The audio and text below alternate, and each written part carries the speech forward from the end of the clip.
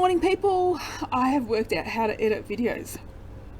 I am very surprised with myself, so I'm going to do a little intro and a little outro for my YouTube video. I know, so professional. I amazed myself. If I can do it, anybody can do it. Alright, we're up to part 4, 3 chapters to go. Chapter 17 today. I will try not to cry, but there's been a few moments so far that has made me very sad. When he was saying goodbye to Lydia, I found that really difficult. Anyway, chapter 17, keep reading with me. Get yourself a nice hot cup of tea. We've made it to week 9, good job. See you soon. Okay, part 4, the end. No one wants to die. Even people who want to go to heaven don't want to die to get there. And yet death is the destination we all share. No one has ever escaped it, and that is as it should be, because death is very likely the single best invention of life. It is life's change agent. It clears out the old to make way for the new. Steve Jobs. Mateo, 5:14 p.m. This day has some miracles. I found a last friend in Rufus. Our best friends are joining us on our end day. We've overcome fears and we're now at Clint's graveyard, which receives high praise online, and this could be the perfect stage for me if I outgrow my insecurities in the next few minutes. From all the movies I've seen, bouncers are normally stubborn in their ways and absolutely intimidating. But here at Clint's graveyard, there's a young woman wearing a fitted cap backward, welcoming everyone. The young woman asked for my ID. Sorry to lose you, Mateo. Have fun in there, okay? I nod. I drop some cash into a plastic donations container and wait for Rufus to pay his way in. The girl eyes him up and down, and my face heats up. But then Rufus catches up to me and pats my shoulder, and the burn is different, like when he grabbed my hand back at the travel arena. Music is booming from the other side of the door, and we wait for Lydia. You good? Rufus asks, nervous and excited, mainly nervous. Regret making me jump off a cliff yet? Do you regret jumping? No. Then no. Are you going to have fun in there? No pressure, I say. There's a difference between jumping off a cliff and having fun. Once you jump off a cliff, there's no undoing it. There's no stopping midair, but having the kind of fun that seems daring and embarrassing in front of strangers requires a special bravery. There's no pressure, Rufus says. Just our last few hours left on the planet to die without any regrets. Again, no pressure. No regrets, he's right. My friend stands behind me as I pull open the door and walk into the world where I immediately regret not having spent every possible minute. There are strobe lights, flashing blues, yellows and greys. The graffiti on the walls was marked by Deckers and their friends, sometimes the last piece of themselves the Deckers have left behind, something that immortalizes them. No matter when it happens, we all have our endings. No one goes on, but what we leave behind keeps us alive for someone else. And I look at this crowded room of people, Deckers and friends, and they're all living. A hand closes on mine, and it's not the same one that grabbed mine less than an hour ago. It's a hand. This hand carries history. The hand I held when my goddaughter was born, and the many mornings and evenings after Christian died. Travelling that world within a world with Lydia was incredible, and having her here in this moment, a moment I couldn't buy, makes me happy despite every reason to be down. Rufus comes up beside me and wraps an arm around my shoulders. The floor is yours, Rufus says. The stage 2 when you're game. I'm getting there, I say. I have to get there. On stage there's a teenager on crutches singing Can't Fight This Feeling, and as Rufus would say, he's absolutely killing it. There's a couple of people dancing behind him, friends, strangers, who knows who cares, and energy elevates me. I guess I could call this energy freedom. No one will be around to judge me tomorrow. No one will send messages to friends about the lame kid who had no rhythm. And in this moment, how stupid is it to care? Hits me like a punch in the face. I wasted time and missed fun because I cared about the wrong things. Got a song in mind? Nope. I say there are plenty of songs I love. Vienna by Billy Joel, Tomorrow by Elliott Smith, Born to Run by Bruce Springsteen is one of my dad's favourite. All these songs have notes I have to change, no chance of hitting, but that's not what's stopping me. I just want the song to be right. The menu above the bar is illustrated with a skull and crossbones, and it's striking to see the skull smiling. Last day to smile, it reads. The drinks are all alcohol free, which makes sense since dying isn't an excuse to sell alcohol to minors. There was a huge debate a couple of years ago whether or not deckers 18 and up should be allowed to purchase drinks. When lawyers presented percentages about teenagers dying from alcohol poisoning and drunk driving, it was ruled things would remain as they have been. Legally, it's still really easy to get liquor and beer. It's my understanding, always has been and always will be. Let's grab a drink, I say. We push past the crowd, strangers dancing against us as we try to clear a path. The DJ calls up a bearded guy named David to the stage. David rolls onto the stage and announces he's singing A Fond Farewell by Elliott Smith. I don't know if he's a decker or singing for a friend, but it's beautiful. We reach the bar. I'm not in the mood for a Great Yard mocktail, definitely not Death Spring. Lydia orders a Terminator, this ruby red mocktail. They serve her quickly. She takes a sip, scrunching her face like she's eaten a handful of sour candy. Do you want?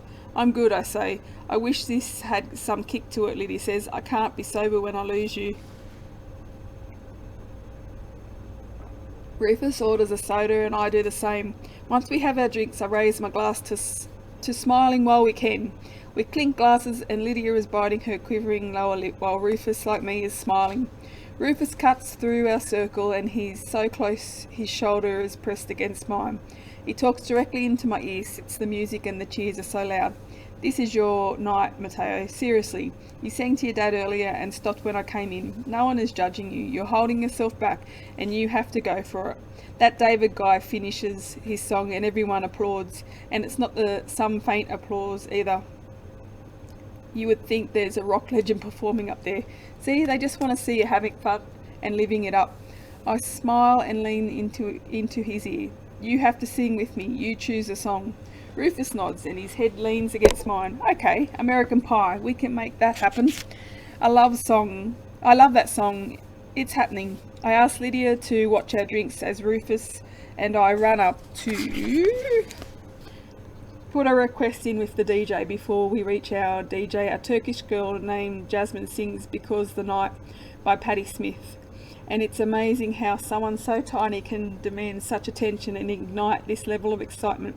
A brunette girl with a wide smile, a smile you don't expect to find on someone dying, requests a song and steps away. I tell DJ Luau our song and he compliments our choice. I sway a little to Jasmine's performance, bopping my head when I feel it's appropriate. Rufus is smiling, watching me, and I stop, embarrassed. I shrug and pick it all up again. I like being visible this time. The time of my life, Rufus, I say. I'm having it right now.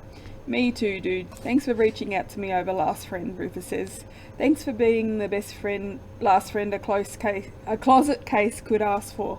The brunette from earlier, Becky, is called to the stage and she performs Otis Redding's Try Little Tenderness. We're next in queue and we wait by the stage's sticky steps. When Becky's song is reaching its close, the nerves finally hit me, the nextness of it all. But nothing prepares me for the moment when DJ Luau says, Rufus and Mateo to the stage. Yes, he gets my name wrong. Oh, and Matthew. Which, much like Andrea from Deathcast so many hours ago, it feels like it could have been a different day. I've lived a lifetime today and this moment is my encore. Rufus rushes up the steps and I chase after him. Becky wishes me luck with the sweetest smile. I pray she's not a decker, and if she is, I hope she passes without any regrets. I shout back, Great job, Becky, before turning around. Rufus drags 2 stools centre stage for our pretty lengthy song. Good call, because my knees are trembling as I walk across the stage. Spotlight in my eyes and buzzing in my ears. I sit down beside him and DJ Luau sends someone over to hand us microphones, which makes me feel mighty like I've been handed Excalibur in the battle my army was losing. American Pie begins to play and the crowd cheers. It's like our own song, like they know who we are. Rufus squeezes my hand and lets go. A long, long time ago, Rufus begins. I can still remember how that music used to make me smile. I join in. My eyes are tearing up. My face is warm. No, hot. I find Lydia swaying, a dream couldn't possibly capture the intensity of this moment.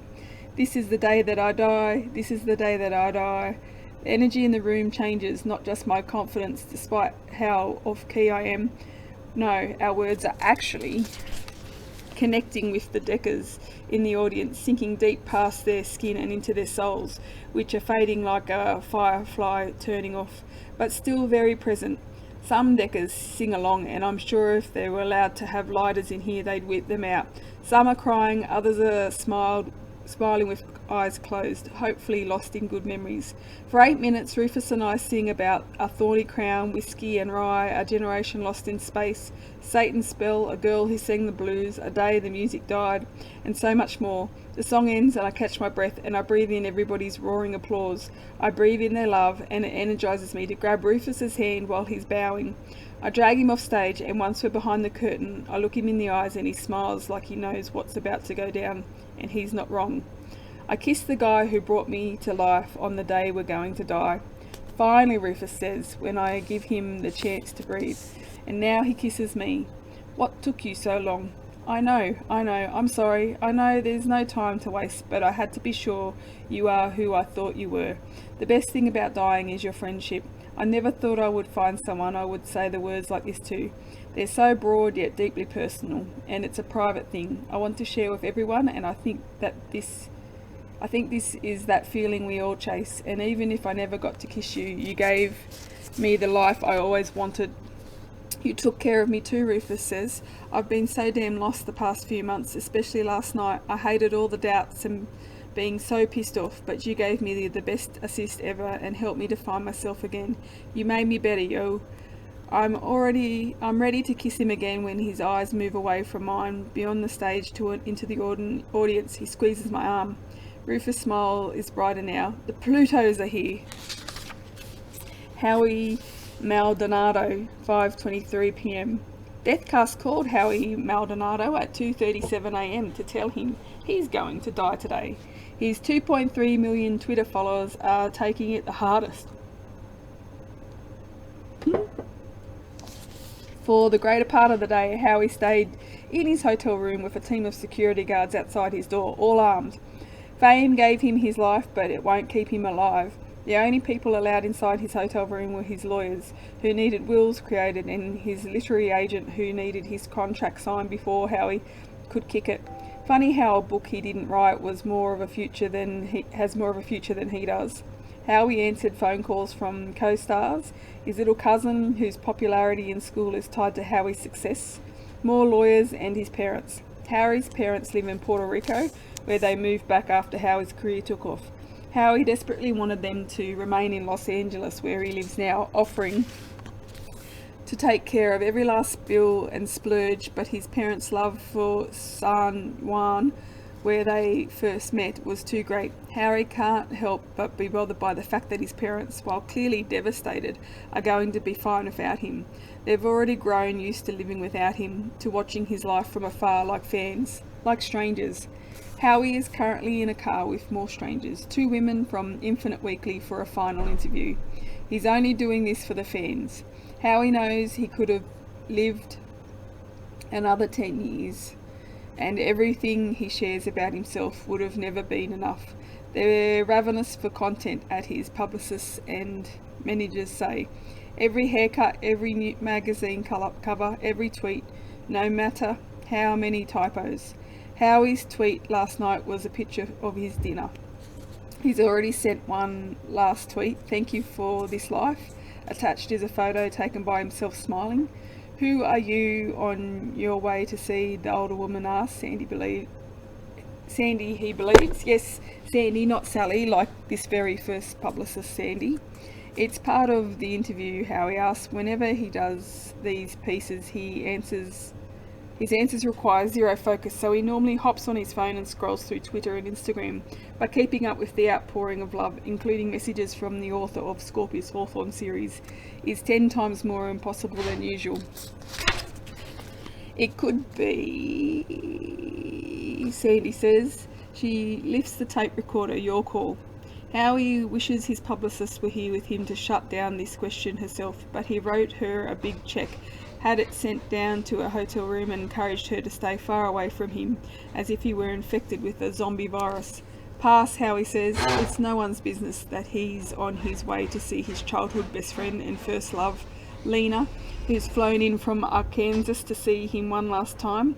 The girl who could have been more than a friend if he didn't live in the spotlight. The girl he once missed so much he'd written her name around the city, like on payphones and coffee tables, never signing his name. The girl who loves the quiet life her husband gives her.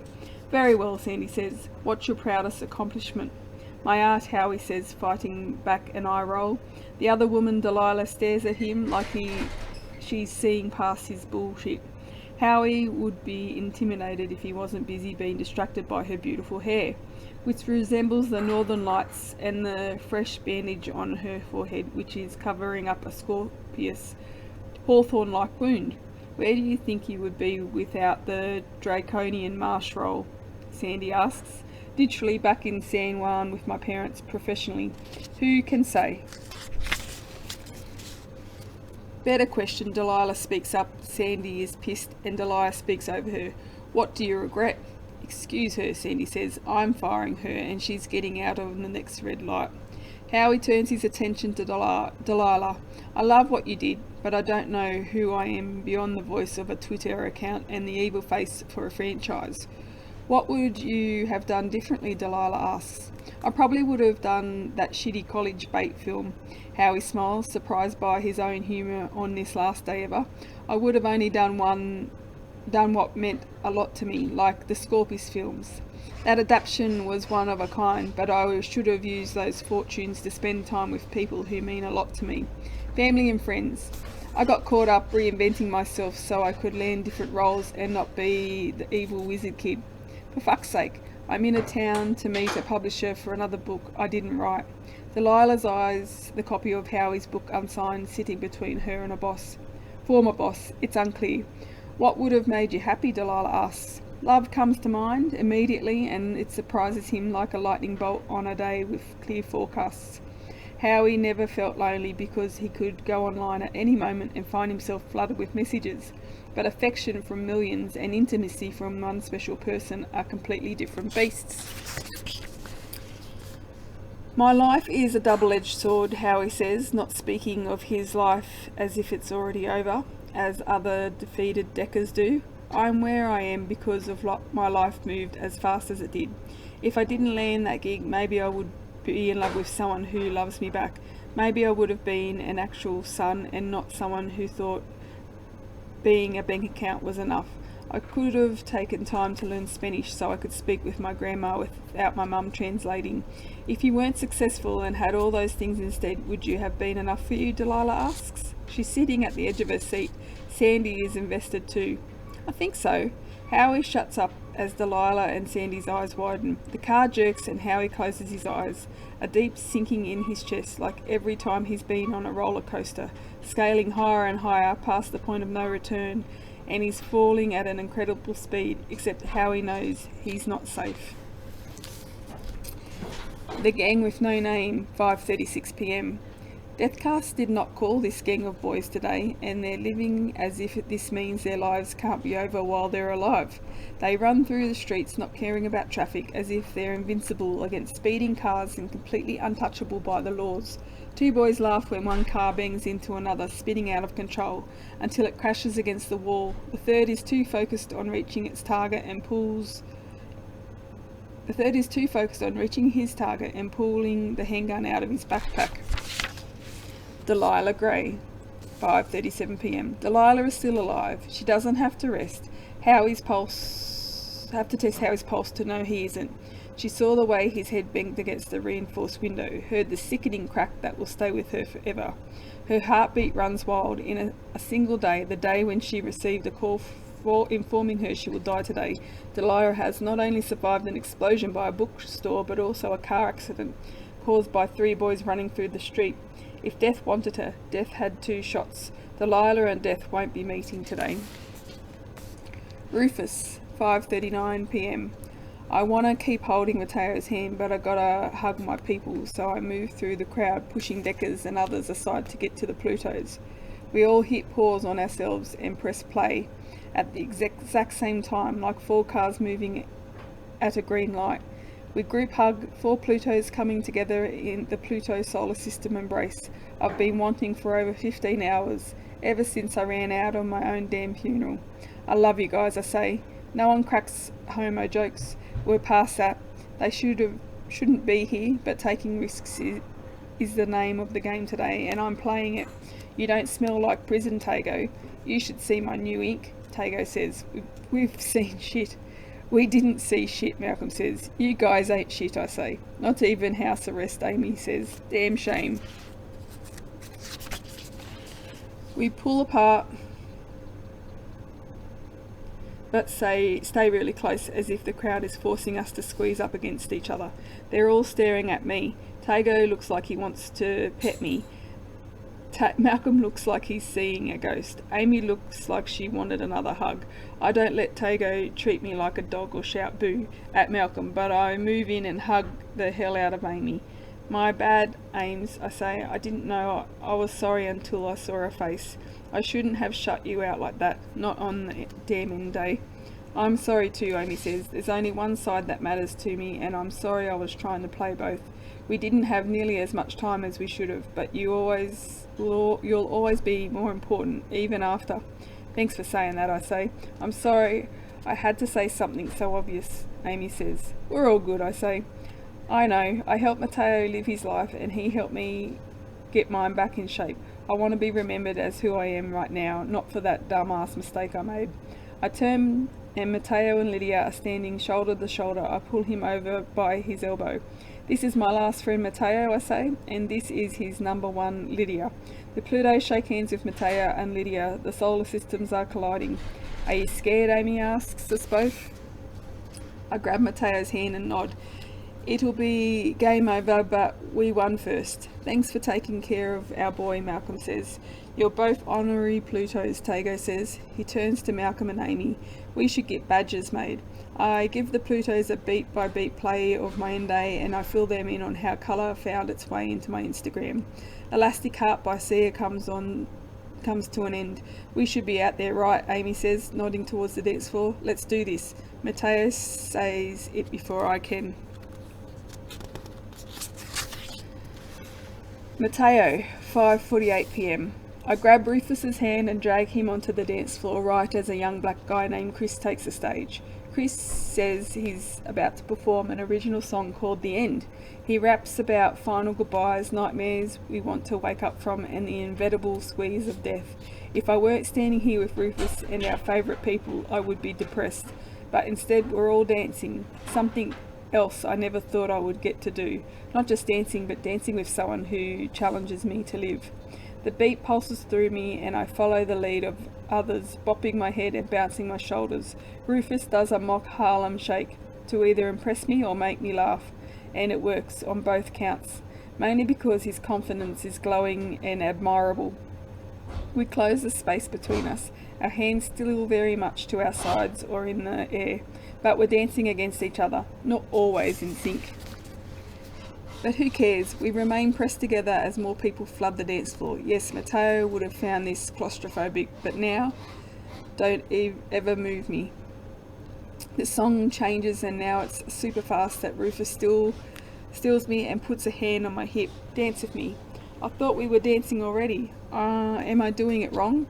You're great. I mean a slow dance. The beat has only increased, but we place our hands on each other's shoulder and waist. My fingers dig into him a little, and the first time I'm getting to touch someone else like this. We take it slow, and out of all the ways I've lived today, maintaining eye contact with Rufus is really hard. It's easily become the most intense intimacy I've ever experienced. He leans into my ear, throwing me into this weird phase where I'm relieved to be free of his gaze, but also miss his eyes and the way he looks at me. Like I'm good enough, and Rufus says, I wish we had more time. I want to ride bikes through empty streets and spend $100 at an arcade and take the Staten Island ferry just to introduce you to my favourite snow cones. I lean into his ear. I want to go to Jones's beach and race you to the waves and play in the rain with our friends. but I want quiet nights too, where we talk about nonsense while watching bad movies. I want us to have a history, something longer than the small window of time we're actually sharing, with an even longer future. But the dying elephant in the room crushes me. I rest my forehead against his, the both of us sweating. I have to talk to Lydia. I kiss Rufus again before we break through the crowd. He grabs my hand from behind, following me through the path I'm clearing. Lydia sees us holding hands right as Rufus lets go and takes hers in mine, leading her towards the bathrooms where it's a little quieter. Don't slap me, I say, but I'm obviously into Rufus and he's into me, and I'm sorry for never telling you something like Rufus is someone I would be into. I thought I had more time to accept myself, even though I never really saw anything ugly or wrong about it. I think I was waiting around for a reason, something beautiful and awesome to accompany any declaration. It's Rufus. Lydia raises her hand. I still want to slap you, Mateo Torres. She wraps her arms around me instead. I don't know this Rufus character, and I'm not sure, well, you know him either after the one day, but I don't know every detail about his past, but I know I've gotten out of him in one day is more than I feel like I've ever deserved. I don't know if that makes sense. What am I going to do without you? This loaded question is the reason I didn't want anyone to know I was dying. There are questions I can't answer. I cannot tell how you will survive without me. I cannot tell you how to mourn me. I cannot convince you not to feel guilty if you forget the anniversary of my death, or if you realise days or weeks or months have gone by without thinking about me. I just want you to live. On the wall there are markers of many colours, most of them dried out, hanging from a rubber cords. I find a bold orange marker that works, and I tiptoe to reach a blank space where I write, Mateo was here and Lydia was by his side, as always. I hug Lydia. Promise me you'll be okay. It would be a huge lie. Please lie to me, I say. Come on, tell me you'll keep moving. Penny needs you at 100%, and I need to know you'll be strong enough to take care of the future global leader. Damn it, I can't. Something is wrong, I say. My heart is pounding. Amy is standing between Rufus and the Plutos and three guys who are yelling over her. Lydia grabs my hand like she's trying to drag me backwards a bit to save my life before I can get caught up in this. She's scared she's going to have to watch me die, and I am too. The shorter guy with the bruised face pulls out a gun. Who would want to kill Rufus like this? The guy, he jumped. Everyone notices the gun and the pandemonium rages in the club. I run towards Rufus, guests charging into me as they run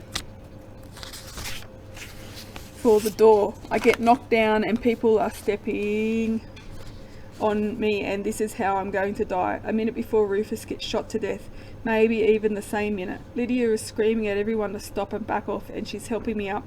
There haven't been any gunshots yet, but everyone is steering clear of the circle. This stampede is impossible to get through, and I can't reach Rufus, and I'm not going to be able to touch him again while he's still alive. Oh, and that's where we're going to stop. Bit of a cliffhanger. Alright, see you for chapter 18. So wow, that got intense very quickly. I wonder what's going to happen. I still haven't read the end. And they hooked up. That's nice. I'm glad. Okay, hope you're enjoying the book. Hit like and subscribe there. And I will see you for chapter 18. 2 chapters to go.